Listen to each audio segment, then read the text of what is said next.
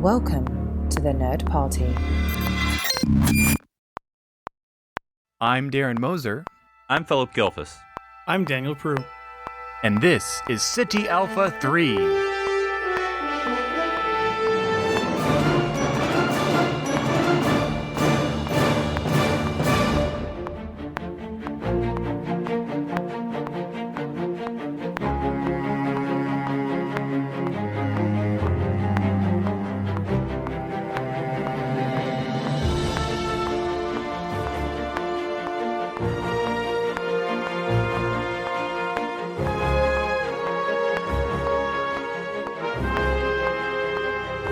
Welcome, everyone, to City Alpha 3, the Star Trek podcast here on the Nerd Party. I am Philip Gilfus, here in 2021, our first show of the year. I'm joined, as always, by Darren and Daniel Prue for episode 201, titled It All Goes Down From Here. But Are anyway, we teaching something? This feels like a college course. Or is it like we're past introductions? It's now. That's right. Now it's the high-level discussion. Okay. I wouldn't call it 201 course high level, but I mean, higher level. It's definitely not highbrow. I know that for sure. Yes. After 300, we'd just be submitting essays instead of a That's podcast. right.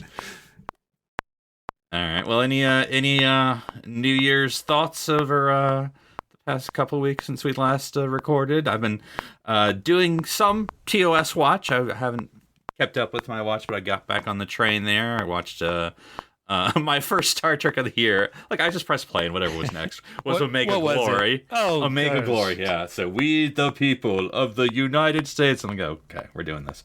But then after that was Ultimate Computer. That was an interesting one. M5. Daystrom. All that stuff. Right? Yeah. Yeah. So that was a little better. So we'll see how it goes. Y'all do I mean, anything else? that guy's lucky he has an institute named after him after that mess up. I think they would have cancel cultured that. We're going to rename that institute by something else. It's one of Star Trek's favorites. You know what? That needs to be the Dr. Carol Marcus Institute now. Well, we don't actually know that it's named after him. It could be a son or something. We don't know. That's true. That is true. That's true. Or a robot he built. Well, he builds don't know. computers, not robots. But yeah. This isn't Picard, okay? All robots are computers, Darren. Just like But not all ships computers are robots. I've been watching a couple episodes of Stargate. It's back on Netflix here in America, so just makes it easier to rewatch and enjoying some gems there. That's been a lot of fun. A lot of levity and just interesting sci-fi concepts. Very cool. I have not been watching The Office because it's now gone from Netflix. Did Did it you just watch move the to Peacock? annual It is, fan yeah. special on Peacock? Or I don't even know what it was. Yeah, they're throwing a whole bunch of behind the scenes to try to trick people. Yeah, we're only Just going to signing get up tricked for it. once into a streaming That's right. service run by a network. Yeah, it's not like Star Can't do Wars it where we twice. buy the same set of movies every 3 years when it comes out in a new format. Nothing's changed. It's just the same film. I've also been reading. I've been doing this for a couple of weeks, but it's just from the used bookstore, of course. I've been reading a Star Trek novel series, more sort of like random order, because I don't think the order matters. It's the Captain's Table, I think is what it's called. Book series. It's not new, but it's as it says, it's just like a Starfleet captain. Sort of, there's like a mysterious bar that all captains can run in through, and they walk in, and they tell a tale, and that's sort of the setup for the book. So I read one that was Cisco. That was actually a good one. I read a Janeway one. That one, not as I'm good. glad Cisco didn't delete that captain's table at the very end when he realized he said some pretty bad things. So Then my next one is Pike. So that'll be Oh. interesting. Yeah. So but when was this written? I'm just it's curious. some time ago. I don't like. It's not in front of me. So, but I mean, it's not bad. probably- I'm kind of curious, like in the Probably 10 writer's years ago. mind. Yeah, Yeah. So obviously none of the newer portrayals Yeah. of Pike. This is I would Maybe imagine. the Kelvin verse, if that. Yeah, probably even before that. I don't know. But yeah. It's kind of a Anyway. cool idea, kind of like an anthology series where you're just following somebody for one adventure, sort of thing. Yeah, that's cool. Yeah. Just an excuse, to hop around. Well, it's the like universe. in this book called Ship of the Line. Why does he always keep? He just had it in his hand. I always keep it in my hand, Daniel. Is it like the Discovery phaser where it's just like attached to your bracelet and the boom? Oh, that was awesome. I like that. It's like you're now in a game, right? Where you have like every weapon in your inventory that you just pop out and. It's just one more thing that's really important, that if the bad guys take off when they kidnap you, you're just screwed. It's like, All right. they took my transporting comm badge and my phaser bracelet and my medical ankle bracelet that confines me to sick bay and everything. They took everything. Well, we've been off a few weeks, and including our 200 celebration, so we did not talk about Sukal on the episode, and then There Is a Tide was the latest Discovery episode, leaving one more in this 3-part finale, as I guess it's being billed, which I'm looking up. The name of the title is called The Hope Is You Part 2. Guys, we got it. We got it, guys. All right. They lost it. What if it's just a time jump episode because they forgot to put it in the beginning of the season? I was worried we wouldn't know what the burn is, but this was the real mystery of season 3 of Discovery: is when are they going to have The Hope Is in You Part 2? Oh, now I'm trying to keep positive. It's a new year, right? But like, my question is, and we'll find out here, in a couple days by the time you're listening to this. But like, is it just using the title, or is it really going to tie into the first episode as a sequel? Oh, that's a good point. I guess I'd have to rewatch the first episode and remember what you don't have happens to in that one. But, Yeah. Well, I mean, So- she comes into the future. That's what happens. It's not like That's true. It's Yeah. the one episode before the Discovery gets there. Yeah. Yeah, and the hope that is you. I don't know. I have to watch again where the hope is you, where that comes from. Like, I know Michael's alone. She meets Booker. Pirates, animals are cool. I don't know where the hope is you comes in. I think Are we gonna she find says out? I think she says that to Booker. I think she's like alone on the planet. She doesn't know, and she's is like, Booker gonna die? Oh man. "Oh, maybe."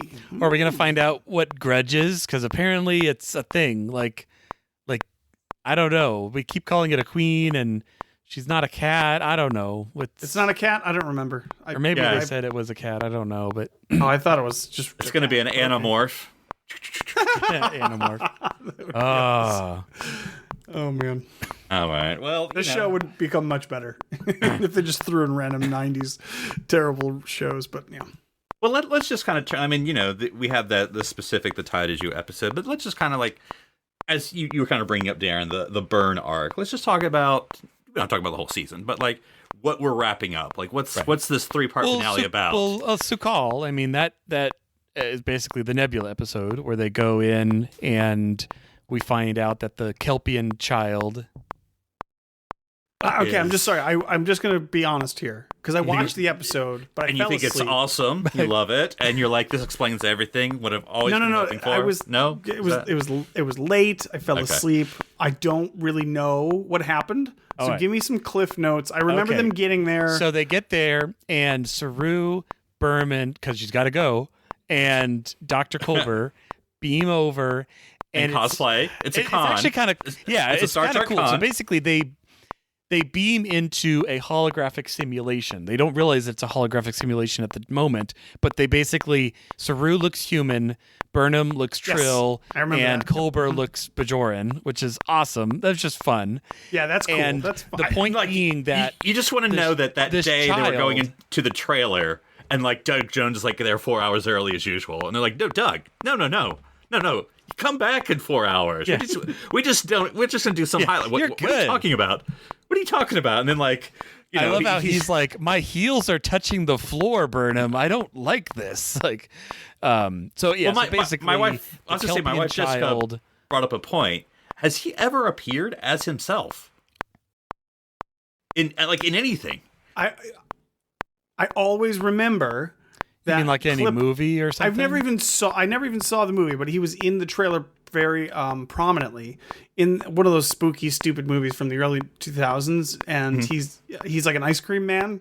Then he opens Oh. his mouth, and it's a big teeth and stuff, but it's stupid. But anyways, Okay. I don't know what movie it's from, but yeah, he was a person in that. I remember that. But like the whole point of Doug He's Jones, almost always a character, a creature. yeah, is that that's his skill instead of being. Yeah. Anyway, sorry to interrupt there, but I was just like, that was pretty cool. Okay, so the reason that it's a holodeck is the Kelpian party that was stranded there.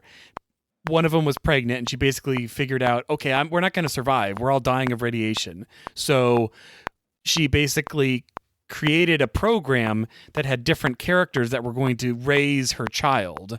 And what they basically explained later is that the radiation and dilithium, because the whole planet's full of dilithium, basically mutated the child. Positive, he can survive there. Like, the radiation has no effect on him. He evolved, Daniel. Yeah. Negative, apparently when he gets scared and screams, it causes the burn. So that was real. That wasn't like a fever dream. That was not a fever dream. Yeah. Okay. When he gets angry, it's the Hulk. If the Hulk could destroy the universe. I mean, that's what I'm assuming. I mean, we still have, I'm sure we're going to go back to the planet because Adira, so the very end of the episode, Adira beams down with extra radiation doses. So it's still Culber and Adira and Saru on the planet. With the kid. Michael Grogu gets out of there with Booker at the last moment, so she's in the next episode. But it's Discovery gets taken over. We're obviously going to have to go back there to save them because they can't survive very long on that planet. And yeah, and as someone pointed out in some discussion somewhere, I don't know if the kid's going to be able to leave because if he's so attuned or whatever, like he might not be able to survive outside of the nebula. I don't know. But Daniel, the kid is basically stuck in a holographic tutorial.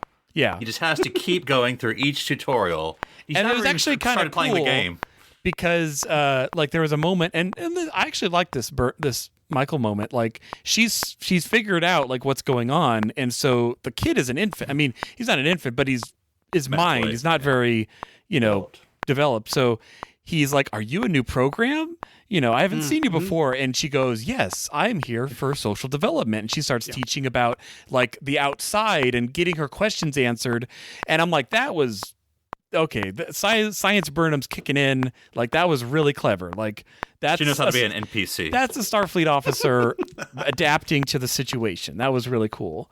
I remember flashes of it. Like I said, I think I kept. And Saru like had the little lullaby sung by the Elder, and he had a moment. And but basically at the end, apparently for him to leave to cue the exit, he has to overcome his fears and confront like the story monster that's part of the program, monster.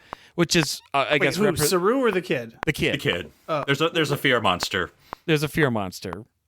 All holographic. So basically, I think the program is written so that when he's developed enough and is able to overcome his fear, then the program is going to be like, "Hey, here's the real world. You can leave." But he's never done it. There's and if no he archway. If he overcomes his fear, which is the fear that caused the burn, is it going to undo the burn? I don't think so. I don't get that feeling.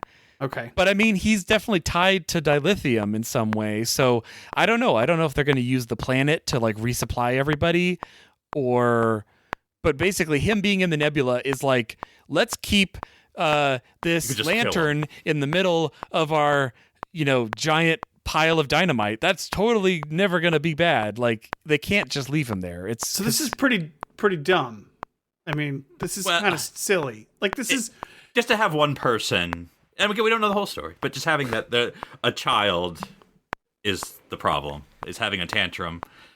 I mean, what do you suggest we do, Jim? Spank it? I think because they're going to have a scene where Saru's trying to talk the child down. The child has to overcome the fear, but he's getting really afraid at the moment, and they're worried he's going to cause another burn. Like, I can write that in my head right now. Darren, like, it's going to happen. You sweet summer child. Of course it's going to be Michael. It's not going to be Saru. But Saru's a Kelpian. Darren. Who's it going to be, Darren? It's going to be Michael. But so then we have listen, but not for nothing. This is stupid. Like I'm just like I'm so over like. Well, all I was gonna say was, I think it would have been interesting if the nebula and the dilithium planet had still been the cause. Like, maybe when their ship crash landed, it causes some reaction. And the explosion of their ship like destabilized the nebula, like some sciencey thing. But yeah, tying it to the temperament of a child that I don't know the life cycle of a Kelpian, so because he's like 150 years old, right? Because the burn happened like 100 50 years ago. And So- he hasn't gotten through. Well, he hasn't gone through. What's it called? Oh, Oh thing. yeah. The change. the I quickening. mean, presumably he would have had to, right? Though, I mean, once like, Yeah, I think so. Right. but then again, without knowing how old Kelpians are, I don't know. For all I know, Saru could be 200 years old. For all I know. I'm just like whatever. Like this is. I guess I shouldn't say that I'm frustrated or disappointed because I totally expected it. It's just dumb, and I just wish it wasn't dumb. And it feels like the more modern Star Trek is less concerned. You know what? I won't jump to wait until we see the ending of it. But I'm just like It'll this solve is everything. you're just gonna tie it in with somebody's emotions. Well, whatever, man. A universe-shattering event, essentially, just with a little kid, and he's just on a planet, and he's scared. yeah. Okay, So whatever. I guess that's what we're doing. so that episode with the And current Discovery time. gets taken over. Yeah. So current time is 3189, and the burn took place in 3069, which was 120 years prior. Okay. So yeah, I'm just saying I don't know enough about Kelpians, but it's like he obviously is like an adult. He just has has a child's mentality. Also, I don't know the gestation period of a Kelpian, so I don't know True. if the burn happened before or after he was born. Because we don't know. We really don't know. We're guessing, right? Right. Because how did the parents get stuck there, and then were the parents stuck there when the burn happened, or pre-burn or post? I don't know. I don't know. This was a whole Kelpian chip, right? Yeah. Yeah. Yeah. Okay. Because I don't know. I guess it was a Federation mission. I don't know. I forget. It doesn't matter.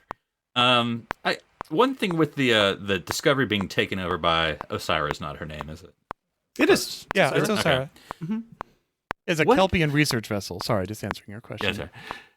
I before I say this, I don't want this to happen, but because, and we'll talk about this latest episode in a second, but because where they put Osira is like, I mean, she's really bad villain, right? Like she killed her nephew or something, fed him to the whatever, and so like when they just beam aboard, and the XO has the con there, like if Osira was really Osira, she would have just killed her, like you're sitting in my chair, you have to kill me, okay, boom, you're dead.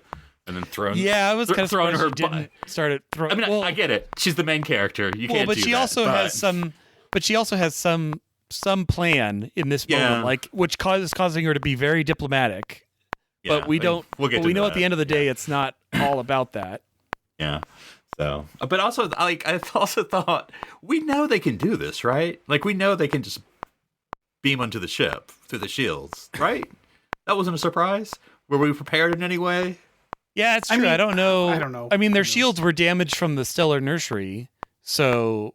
But still, it was if they had no shields. They just beamed on no problem. So I don't know. Well, again, last time we saw stuff like that happen was before Discovery had been upgraded, which made sense because it's old Ancient shield. technology. Yeah. Yeah. Mm-hmm. Guys, we upgraded everything but the shields. I knew we forgot something.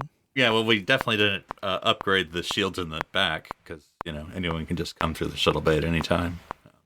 And isn't this episode there is a tide ... the 800th Yep, thing of Star Trek?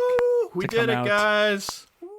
See, I'm a little upset because I was going over this before, and I was looking at people's lists of what they counted, and nowhere on the internet could I find any canonical listing of the Star Trek: The Next Generation DVD, TV, VCR board game. And, A Klingon challenge. Meaning the previous episode was actually the 800th Oh, episode, you're right. but- You're so right. I mean, it's an hour long. It counts, guys. Well, I mean, It was mostly an supposed to hour be. long. There's some time jumps. You could jump back if you With needed to. commercials, You didn't win. If you want to, you may rewind this cassette and play again. So obviously, the majority of this episode is retaking the Discovery. I don't know, I saw some Right. Die Hard references. I'm like, Starship Mine. That's the obvious reference. But anyway, we get retaking the ship, and then we have the which we can talk about. The Osira plan. I mean, there with basically the 10 things are retaking Discovery and Osira and the Admiral and the freaky hologram. Well, I don't know. If you don't mind. And let's this one talk was directed by Jonathan Frakes. It was. Right. Let's talk about Osira and the Admiral. What is her plan? I don't know, because she makes good points. Like, in our logic, like, yeah, we are kind of better together, but at the end of the day, like, we don't trust her.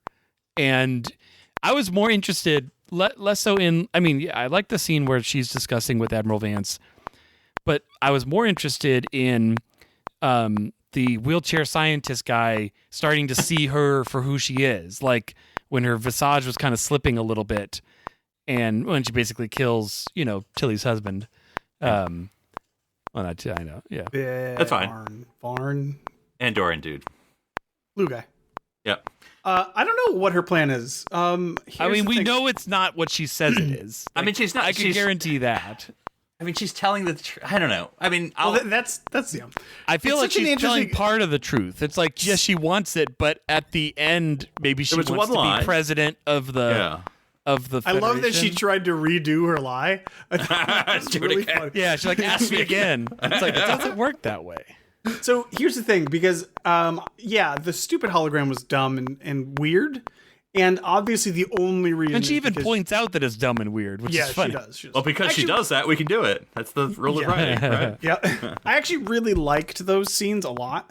I really liked the Admiral character, and the more we spend time with him, the more I'm like, this guy's legit. Like, he's like a really Yeah, Admiral Vance. Like, he's, Yeah.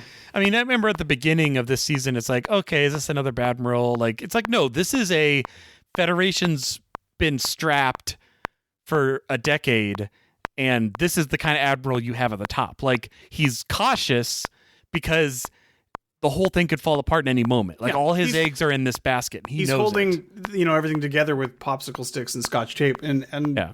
but he's really good at what he's doing. We also get a reference to the president, so obviously Right. the civilian government does still exist, and but we don't know where that person is or Well, who. that I person would is. just posit the lie detector was for her, not him.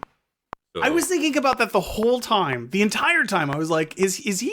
Are we going to find out at the end that he's just trying to get information out of her, Or that what is going on? there is no president and he's literally the head of the Federation.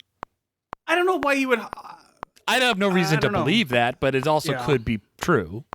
I suppose it could be true. Because if you don't have the decision power, it's a different power dynamic. If you, I mean, they go through the fact of throwing in the line of like, I've talked to the president and he's given me authority to have this discussion. Like that makes sense. Like also, it also makes sense to not keep the civilian government in the same place as all your eggs in one basket. Like, we don't do all our guest stars out here. We want to Yeah, reserve a that's guest true. star if we need to. is that Cronenberg? Is he the president?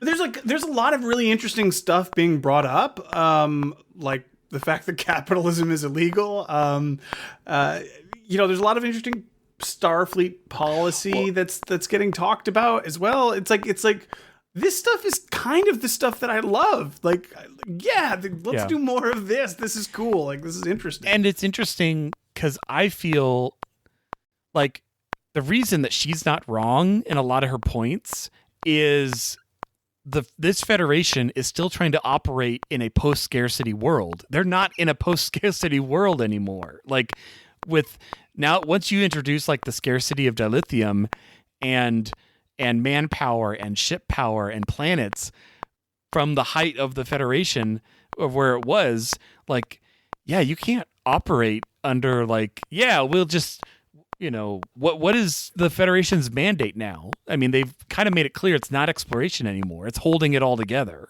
And you can't do that forever. Yeah, I mean, I thought it was good.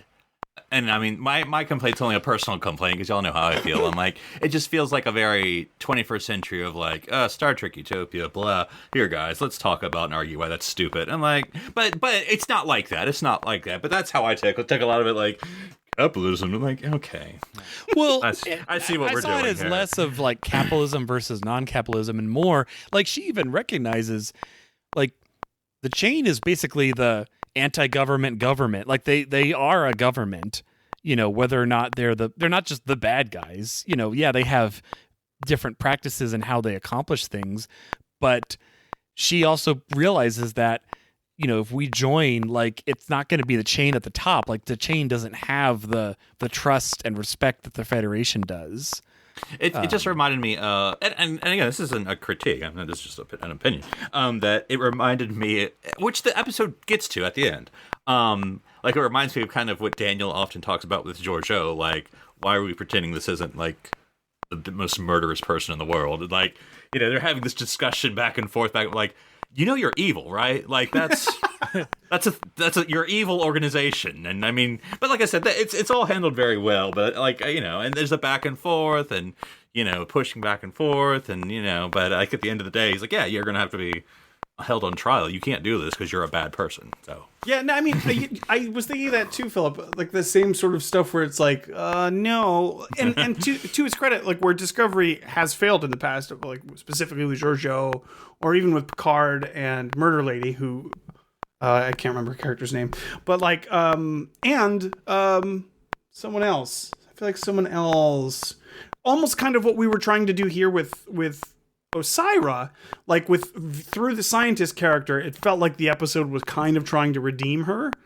But I what I really appreciated was that Vance was like, no, man, like you have to go to jail. Like you literally have to pay for the crimes that you've committed. And he also has a good point too. It's like, she's like, I won't be the head, but I'll still be in power. It's like, no, like we're going to throw the book at you, the Federation book at you. And like that whole thing, like, cause up to that point, it was, in her defense for Osyraa, it was actually a really well thought out plan. Like she's like, we're going to outlaw slavery and all this other stuff. Like, well, first of all, you should have thought about that before. But yeah, like all that sort of stuff. So this was, the plan was never going to work, right? It was never going to work. But she kind of gave it the best go I think she possibly could have. And then because she was willing to give up all this stuff, all these resources and all this stuff. And then once it came down to actually sacrificing something of herself, she was like, nope, not doing it. Can't do it. Won't do it. So yeah, because it's I guess they didn't really cover like what sacrifices the Federation was going to make. I mean, we didn't obviously read the document, morals. But yeah, I mean, I guess that's it. Yeah.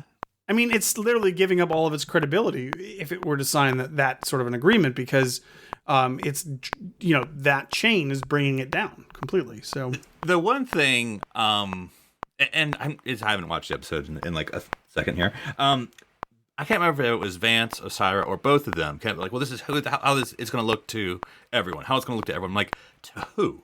Like, you haven't established the world. Like, to the Klingons, do they exist? To the Romans, do they, like, who's the audience that we're looking at? That's and if your Federation is made up of like 30 planets, like, what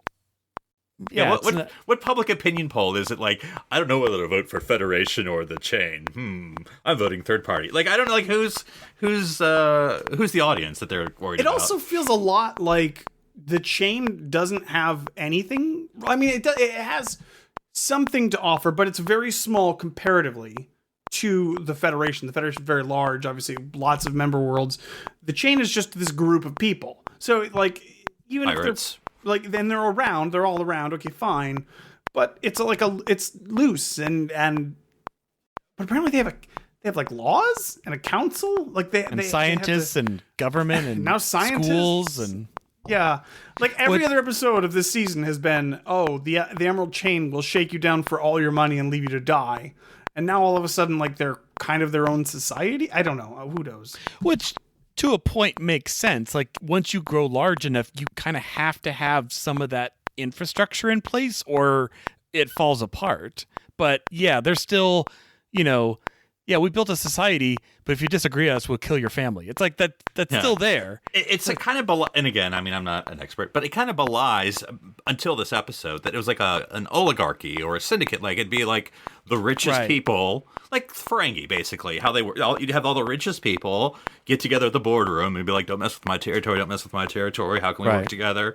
But like, it's not like a government and council. It's just like the biggest, richest people. Specifically, is there some representation? Yeah, but she's trying to sound legitimate, right? And she's like, I've spent all my political political capital Right. capital to ban slavery, and she's like, I had to do it. I had to pass it through whatever, and it's like, Right. well, what is that process? Did you murderize 3 people to do it? Like, what? I don't know how it works. It confused me about like who is she? Like I just thought because Yeah. and maybe I'm not paying attention. Like this whole season was kind of like I almost thought she was the head of the chain, and maybe I was in my own head I was making that She's up. definitely near the top, if not the head. But like, And is she maybe just the like chain doesn't have a head. the like fleet that. captain, or is she like the vice president, or like I don't what is she?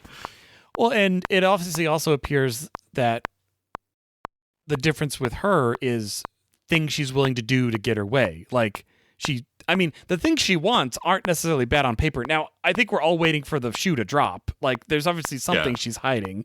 But I wanted to talk for a moment about the scientist, as we keep saying, Kenneth Mitchell. Artrilio.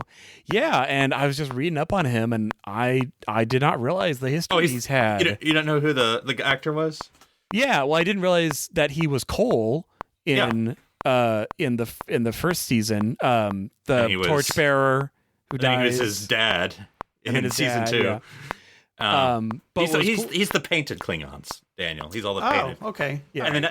And then now he has ALS. The yeah, actor so he was does. diagnosed in That's why he's in with ALS. Gotcha. So he's literally in a wheelchair, but in a wheelchair. And then they wrote the character in that way so that he could continue on, which is Oh, awesome. that's nice. Yeah, I think it was really cool. So just an awesome kind of story there. Because I like how they did the hover chair, and I thought it was a cool take, and they put it into the universe, but I didn't realize its necessity. Yeah, that's interesting. I mean, I was like it didn't seem like it had any sort of control. It just kind of went where he wanted it to go. At least that I could see. Yeah, probably some sort of mental connection. Yeah. And it it's interesting because I kind of got Pike vibes a little bit, but it was not a obviously beep way beep chair. more. It didn't beep. Yeah, And I know that. It had the light in the middle, I liked his story of I'm a scientist and but I wouldn't have been, without support of a government, I wouldn't have been a scientist. I wouldn't have survived with this condition. So again, he's not wrong, but it's interesting how they're using him to kind of reveal the truth about I was gonna say Esmeralda. That's not her name. Esmeralda. But that's what's interesting about the episode is because it goes both ways in the fact that you're during her meetings with Vance, you're like, oh, maybe she really wants these things and she's altruistic, but then there's a B plot which is trying to teach you the exact opposit lesson, and you're like, wait, okay, so is she more evil than I think she is? Because she or gets is back to the less ship evil than and I she think kills, kills the Andorian right away, and it's like, well, what? Huh? We're just like, what is the ultimate shoe drop? Like, is it to join? So let's say her plan succeeds and she doesn't have to go to jail. Then what is the extra plan? Like, to kill the Federation president and usurp him? That's just going to civil war your union that you just created. Like, I don't know what, or you want to just stay a rich business owner over on your side? I don't know. I do. I at least from the way it was played and the way the scene played out, it almost felt like she did think this is what she wanted. Like, she thinks this is actually what's for the best. This is kind of her goal. She's just kind of an ends justify the means kind of person, where she does nothing stops her. She's just going to do whatever the hell. And she it's wants also to do. interesting where it's interesting because her character is acting much more like the needs of the many is more important. Like whereas Federations has been like, our needs are the more important. Yes, we're helping others, but really it's Federation acts more as an I as opposed to a we at this time. The other element about her motivation that which never came up in any of the negotiations was, I think it's the scientist guy who which character is it that believes that she's trying to get Discovery technology, spore drive technology, and distributed it across the galaxy? Somebody believes that. I don't think the scientist believes that, or maybe it's him because he's trying to work on. Yeah, it's with him Stamets, because he's trying to get Stamets to give him the secrets. Yeah. He thinks that she's trying to get that technology to everybody in the universe. First of all, that is an actual goal that makes sense to me, and I'm like, oh, if that's really what she's trying to do. Well, because think about it, like mass transit is gone in this whole galaxy. So why not? I mean, it benefits you. Does it benefit you to have it and not your other person? Yeah. Does it benefit for you to have it and everybody? Yes. In other ways, like it actually benefits everybody to have transportation again. It's just but it's tactical. I was gonna say, but then you have like the tactical element of like, you know, I guess you pop could up anytime and boom, boom, boom. maybe you start to build like things around planets where you can't pop in within a certain radius. Because, yeah, otherwise, you know. Much like me and pizza, you just want to remove the mushroom. And, you know. But that's kind of the biggest problem that this whole scenario has been presented with.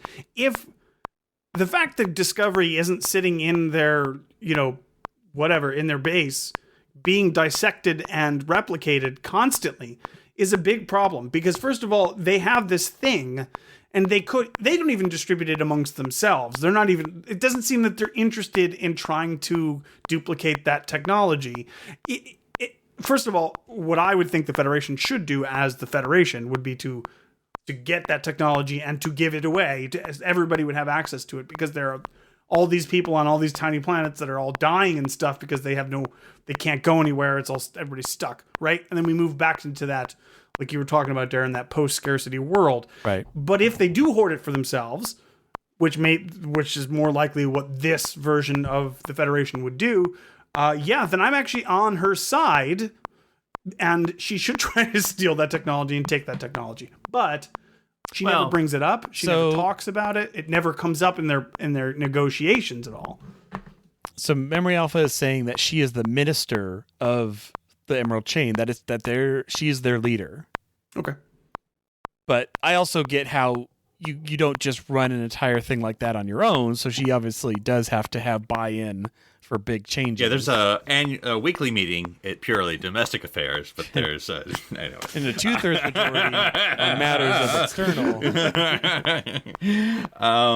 Yeah. So I don't know. That's where we're gonna go. But like I said, it's personally I didn't like it, but that's a personal thing. I do like how they're doing both the argument of the future of how things should work, and then also her character.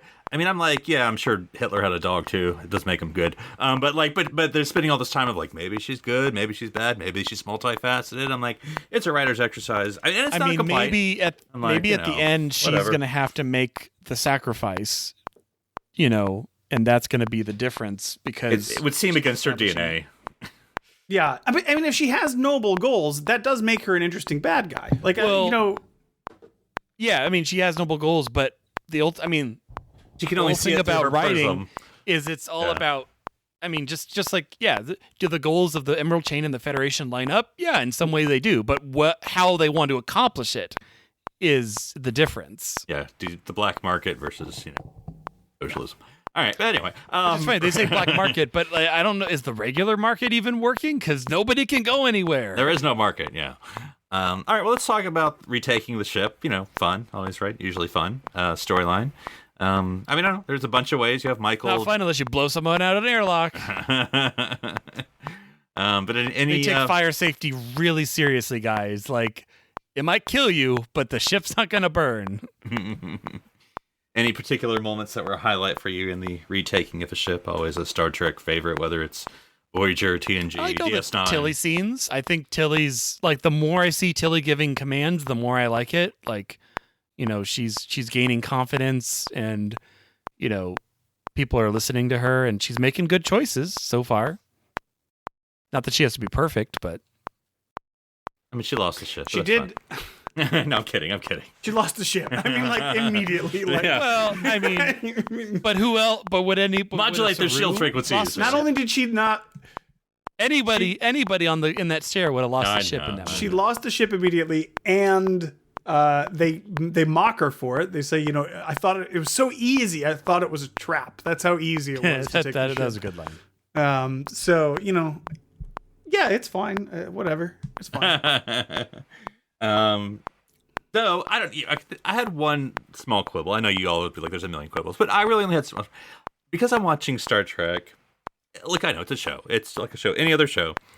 But there's this sort of thing now when we're watching shows, my wife and I, that I point out because I'm that obnoxious husband. that they did it into Star Trek. I'm like, Star Trek, I want you to be the one show that doesn't do this like every other show. When Michael gets stabbed, as I tell every character, as I yell at the TV every time, do not pull it out. Do not pull out. No, for people. Anyway, I mean, God hope that no one ever gets stabbed in real life. Do not pull a knife out unless you have a medical professional or unless you can do a tourniquet really quick. Because the knife that's in there is fine. I mean, it hurts like bejesus. I get it. But once you pull that out, blood will also come out. You made a lot. hole. Yes. I mean, like, I was watching with Star Trek. I'm like, she's taking Starfleet combat, medical. Don't pull that thing out unless you're prepared. Like, I get, like, the next scene, she's wrapping it up. But yeah, but there's that trail of blood until she has it. You keep that knife in. I know it's going to probably hurt your muscles and whatever. But, like, just Star Trek, show what you're not supposed to do for once. Also, I would think that future uniform would seal it up or something. I don't know. Yes. Oh my goodness. I was like, she has a bracelet that can transform into whatever. Why something on her should immediately seal that wound? It shouldn't be hard. But whatever. Well, she does. She shoots it with their phaser. Yeah, that's later. Yeah. That's pretty low tech. I mean, that, I'm saying something it's like a spray. A hypo spray could probably fix that in the 31st century or whatever. So, whatever. Because also, when they show the trail of blood, I thought, like, that's going to pay off. Like, oh, hey. Nope. Dumb stormtrooper, right? That's what they wear. Nina's going to be like, there's blood here. That's why we wear helmets. But no, it's just, I don't know, to make it perilous for her. I don't know. But I mean, other than that, I did, retaking the ship's always a fun thing for Star Trek, so I enjoyed it. Again, Booker just slamming into the back of the ship. Like, I don't understand why they don't close the shuttle bay. Is that Darren? You're a shuttle bay guy. Is that what is this? What's going on with these shuttle bays? I don't know. And there's always worker bees. Always. Every shot of there's always we learn why. There's like a million worker bees cleaning up the mess. It was a big payoff at the end. We find out why the worker bees are important. No. That's true. That's true. If you get it's the magic combo. If you get a red worker bee and a blue worker bee and a yellow worker bee all together, that's where the sphere data is. Oh my God. I mean, whatever. But like, because I'd be watching the season, the opening titles is always the worker bees. Every bleeping episode, almost, if not actually, starts off with the worker bees. Like every episode starts off with worker bees. I'm not exaggerating. Watch the 10 seconds of every in the episode. Third season, yeah. Yes. And then like now it's we like, know why. We're here to help. And I'm like, okay, guys, don't. Whatever. It'll be fun. Right? Cute robots here to save you. Leap Lord. Oh, we'll find out. So here's a question that I wasn't clear on. Michael is insistent that Stamets gets the hell away from Discovery. Is that because of who Stamets is? Like, because he's connected to the spore drive? Right, is that because why she's so... The secrets of the spore. Think about it. They already stole the ship, and they have a way to attach to it. So if he's still on the ship, they could totally just leave and port away, and now they're screwed. Like, right. Yeah, so basically she's taking the key out of the ignition is basically what she's doing. Which okay.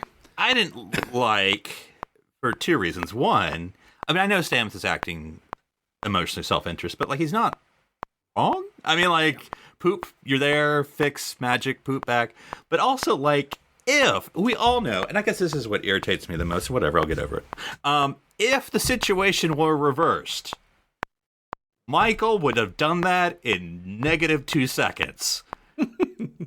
But because it's someone else, she's like, no personal feelings. I'm thinking about everyone else. And I'm like, if this was Michael, she would have been, plunging her hands there in 2 seconds and warping. Wait, I'm confused because it was Michael. So no, Stamets was the one who got shot off. If it was Michael who had a loved one that she cared about and she had the power to move the ship, she would have done it in 2 nanoseconds. But because she would have asked Giorgio for help, some other character. So you want to go on an unsanctioned mission? I thought you were saying it was shooting herself out into space. You mean it would have been like leaving and going back to save her family anyone that she cared about. It could have been Tilly. She would have been there in 2 seconds, but because it's another character, she's like, no. Yeah, right. It's honestly, I didn't. I was confused. That's why I asked the question. I was confused about her motivation because I really felt like the episode was trying to get me to not like her or agree with her. But like, if that's her motivation, I'm like, no, that makes total sense. She needs to get him off the ship. That's fine. But like the way it's shot, it's like she's being really mean to Stamets. And like, Yeah. I don't know why. I was just baffled by it. I guess just the choices that they made. And like, it felt like Very violent. Janeway bringing Tuvix to the medical bay, that kind of scene. I was like, ugh, I don't like dragging characters, but against their will somewhere. It makes me feel gross. But she had her reasons, and they were good reasons. I just was surprised. It just seems like because the whole, I mean, whatever. There's a lot going on in this episode. I'm not saying to add anything to it, but like the whole time I'm wondering, like, yeah, what is going on over back at the planet? I mean, like, really, we're not going to show anything. I mean, I get it. There's a lot going on, but like, what is going on over at the planet? I'm like, clearly we're going to be there in the next episode. So I'm like, let's just mushroom on over there. We know we're going to be there anyway. And I guess it's a little meta, I know, but Well, it's and like we're going to go there, right? they did also kind of establish how Burnham and Booker got back, where they used the conduits, which I guess are full of junk, so that's really dangerous now. But one of those. They call them like the courier corridors. Well, I was just going to say, I think it was not in the previously on. Like, I watched the previous episode. There was something about a transwarp conduit or something. But, like, which I know you wouldn't have, but, like, if you had not seen the previous episode, you would have been like, what the heck are they doing? Because they literally start with that. And Yeah. like, where are they? Why are they? Yeah, I didn't remember, honestly. I was confused, and I still don't know what there's just tunnels through space now that are full of stuff. Well, he calls them the courier channel or Yeah. something, You would, and there's apparently- tunnels, which through is why space. people don't want to use them because they're so hazardous. I guess. They can't mighty morph their ship. In a world, oh my god! Hang on. Before we get there, in a world where where faster than light travel is very difficult, where faster than light travel is very difficult. There's no dilithium. What? Why No, would in a you- world. who would not invest in cleaning up these giant conduits through which people can The Federation travel? are the only people who are going to foot the bill, Daniel. And Why they don't couldn't want to the do Emerald it. Chain foot the bill? Yeah. What do you mean they would make so much more money off of that? There's no money in Dilithium. cleaning up. Ugh, okay. Your taxes pay for those trash cleanup. No private contractors who are out there doing that. I guess not. But anyway, Even the couriers would make more. Whatever. yeah, I don't know. But and whatever. This is typical. I was gonna say Discovery, but any show, like, they got a lot to solve in this last episode, because as the episode was true. going on, I'm like, we haven't talked to the planet, so like that's its whole issues. We have to the burn we've got to solve. We have to solve Saru and his helping child. That's not his, I know. We got to save all the people from the radiation. Like that's a good 15 minutes at least, right? 20 minutes. We got to deal with the Osira issue, or with the and I don't know. Like, there's a lot going on. Well, and that's one of the things that was, again, confusing me about the whole Michael Stamets thing in this episode. And I was like thinking the whole time, they still have to go to that planet. If she does successfully get him off Discovery, he's going right back on Discovery in like 5 minutes. So like, why are we spending all this time trying to do this? Like, this is going to be a waste, because obviously they have to jump back next episode. First thing they said, didn't Culber say, like, if you're not back but tomorrow, don't even bother coming, right? Yep. So like, and they don't have Discovery. They don't have control of Discovery yet. So Unless it's going to be like a split party episode where like Saru and gang are going to solve the burn, and then Michael and the gang are going to solve the other one, and they'll except have a for happy like, ending. that's not the case, I- because Michael is going to I solve know, both I know, problems I know, yeah. with one solution, so you don't even have to worry about it. So, yeah. Any thoughts, Darren, about what we need for the next episode? Yeah, I don't know. I mean, and here's the question: like, is it going to have some sort of cliffhanger as well? Is it the You last may- episode? Yep. Next episode? Yeah, it's the last episode, so I don't know what we're going to get or what's going to happen. The USS Enterprise is coming through a time warp. NCC 1701 Z. W. I don't know. Yeah. LMNOP. Oh my god. Or I think I've seen some people comment how they want the or maybe we'll get something where the ships come out of the bubble and square off against the Emerald Chain. Like they haven't done anything. 1,000 ships against 1,000 ships.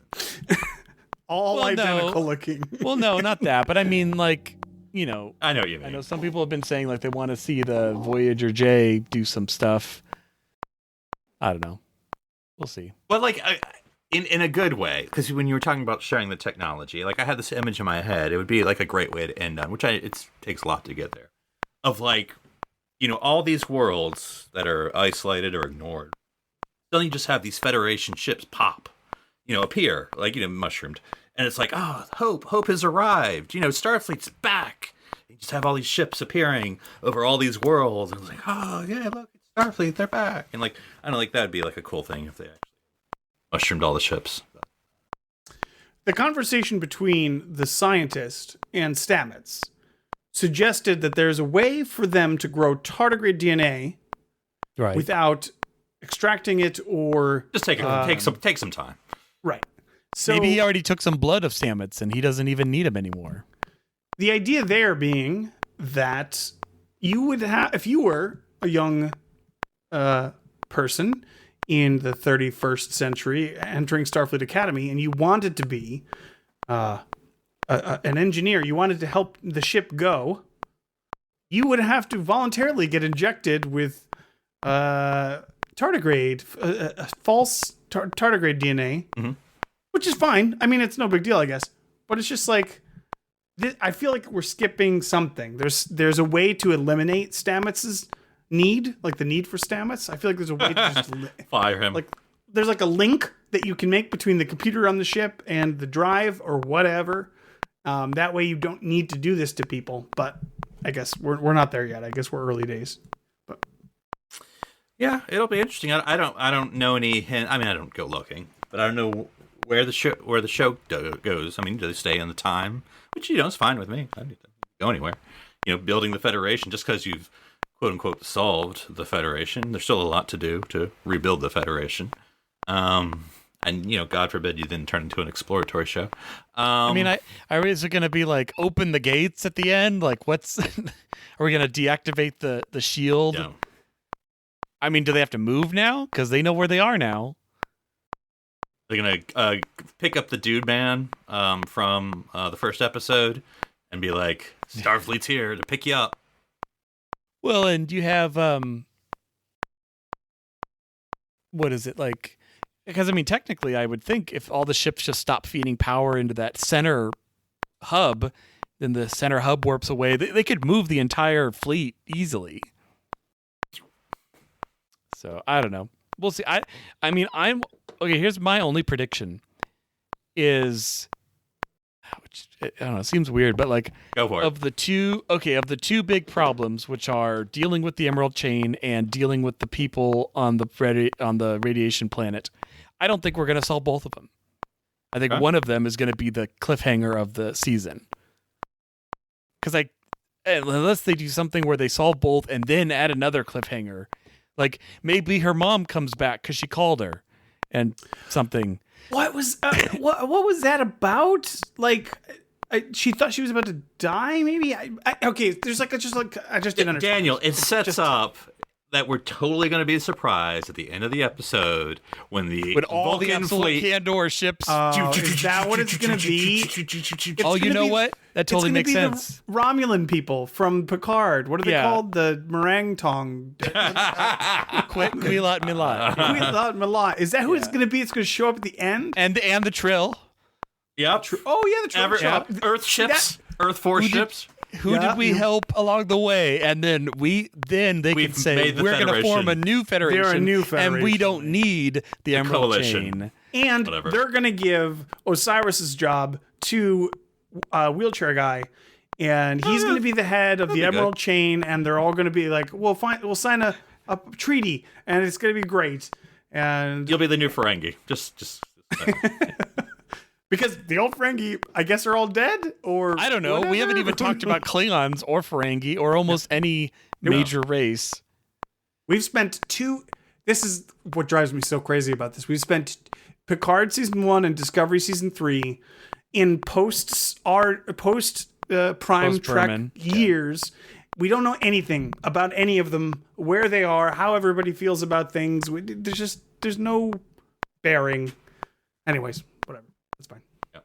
Well, but to its defense, slightly, like, there's 10 episodes in these shows. Like, there's no time to tell. We spent kind of a long 2 story. episodes in the mirror universe, Darren. You do not get to use that as an excuse. 2 episodes. Like, we in had the alternate to future exit mirror her universe. out of the. So we had to Sorry. get your show out, I guess. We had all this eye makeup. We just had to use it. I mean.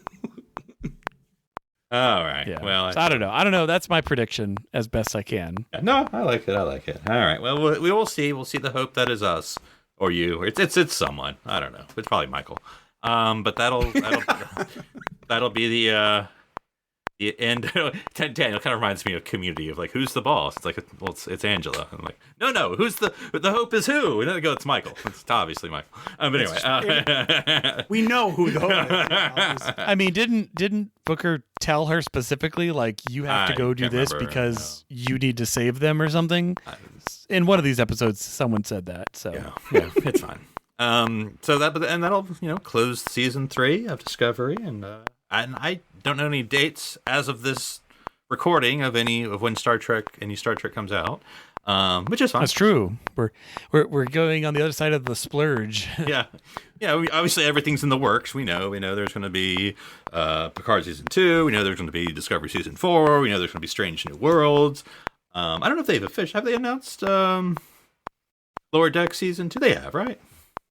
That's a good question. So I actually saw an article the other day that talked about Picard season 2 because it was talking with Whoopi Goldberg, and it mentioned somebody from the cast had said in passing. Of course, this is all third hand, so who cares? Yeah. But that it's going to start filming in March. Okay. So we're not even into filming at all. So season 2. That's a good question. Yeah, I feel like it's been announced. If it hasn't, I mean, I feel like it's gonna come. if it hasn't been announced already, because it's a cartoon. It's not crazy. So deep in production. That's what Mike McMahon said. Okay. It's been written, and he's watching over animatics. So they're producing it. And then Prodigy as well, which may not be until 22 for all I know. But anyway, so lots to come. Just no firm dates as of yet.